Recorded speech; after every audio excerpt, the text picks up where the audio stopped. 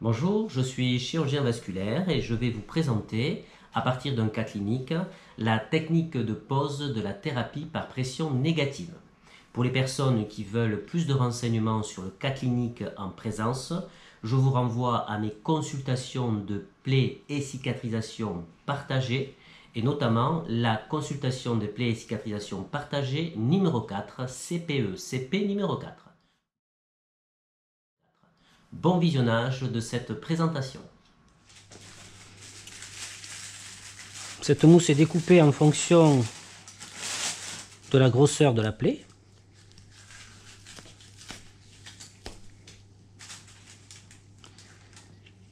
De la surface de la plaie.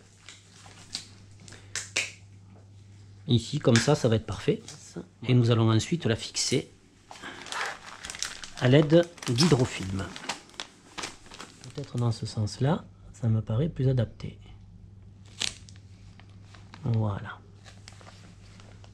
Merci.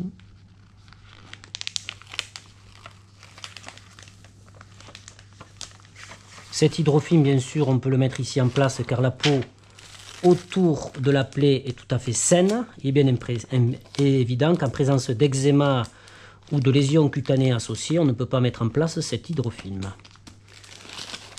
Il faut être bien sûr bien à distance de la mousse, sinon il y aura des fuites, bien sûr. Le système, c'est de créer une pression négative continue pour aspirer les exsudats, faciliter le drainage des infections et la cicatrisation. Au niveau de la zone où l'absorption doit se faire, on pratique un trou, un orifice au sein de l'hydrofilm pour permettre l'aspiration sur la mousse.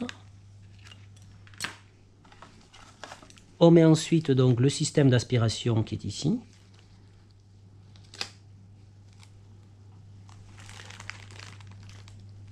Bien au contact avec l'orifice qui a été créé. On branche ceci bien sûr sur, tenez, je vous laisse œuvrer,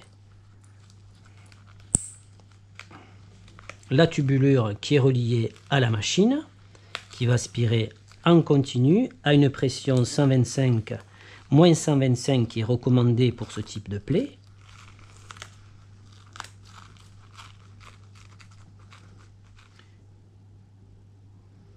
On voit progressivement la mousse qui se rétracte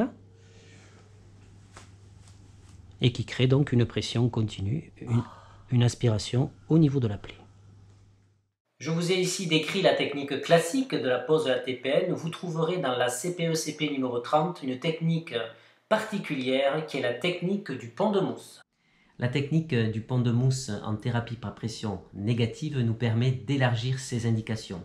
Je pense aux escarres comme notre patient. Je pense ensuite aux zones circulaires, les plaies notamment au niveau du talon, d'un orteil, notamment les zones d'amputation d'orteil, qui sont toujours des zones où il y a une grande difficulté d'obtenir l'étanchéité par rapport au port d'aspiration. Pour plus de renseignements, je vous renvoie à la CPE-CP numéro 30.